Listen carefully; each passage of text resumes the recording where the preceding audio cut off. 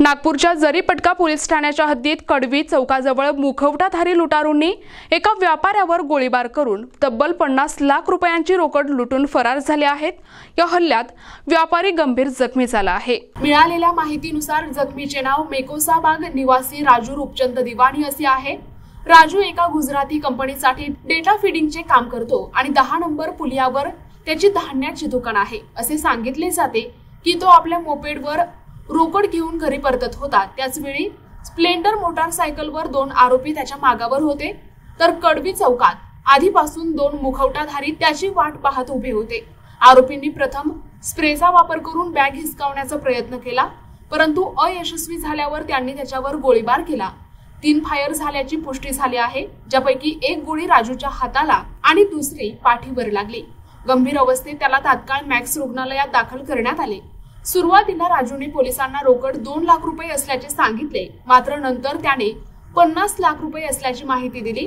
घटनेची माहिती मिळताच वरिष्ठ पोलीस अधिकारी घटनास्थळी दाखल झाले आणि तपास सुरू केला।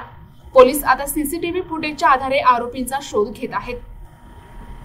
काल संध्याकाळी साधारण 7:45च्या सुमारास राजीव रूपचंद दिवाणी जे मेकोसाबाग मध्ये राहणारे आहे आणि त्यांचं वैयक्तिक ऑफिस आहे 10 नंबर पुलियाजवळ त्यांचं ऑफिस आहे। त्यांचं ग्रेन मर्चंट आहे, ते ट्रेडर्स आहेत, धान्याचे ट्रेडिंगचा व्यवसाय करतात आणि त्यांच्याकडे त्या निमित्ताने कॅश खूप असते। 7:45च्या संदर्भात ते ऑफिसची कॅश घेऊन साधारण 50 लाख रुपये कॅश त्यांच्या चांगली बॅगेमध्ये घेऊन घरी निघालेले असताना बाईकवरून आलेल्या 2 अनोळखी व्यक्तींनी त्यांना थांबवलं। पहिल्यांदा त्यांच्या चेहऱ्यावर स्प्रे मारला, त्यामुळे ते त्यांचा बॅलन्स घेऊन ते साईडला झाले।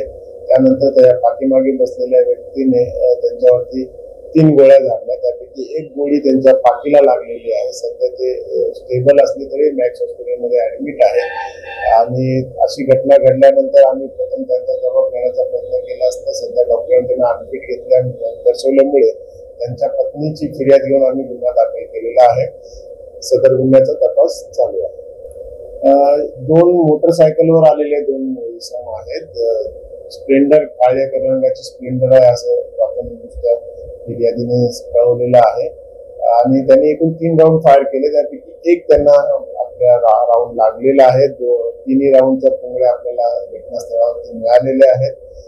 सदर गुन्ह्याच्या घटनास्थळी माननीय joint CP additional CP crime additional CP north साहेब नंतर डीसीपी एसीपी साहेब या स्वतःला सगळ्यांनी भेट दिलेले आहेत। माननीय डीसीपी झुंपाय साहेब आणि एसीपी गंभीर साहेब यांच्या मार्गदर्शनाखाली तपास चालू आहे। जरीपटका पोलिसांची गुन्हेगारी टीम तसेच एसीपी जरीपटका डिव्हिजनच्या अंडर असलेले सगळ्या टीम्स या आरोपींचा शोध घेणं चालू आहे। सीसीटीव्ही तसेच इतर माहितीच्या आधारे आम्ही या गुन्ह्याचा तपास करत आहोत। जखमी आहे ते प्रकृती स्थिर आहे।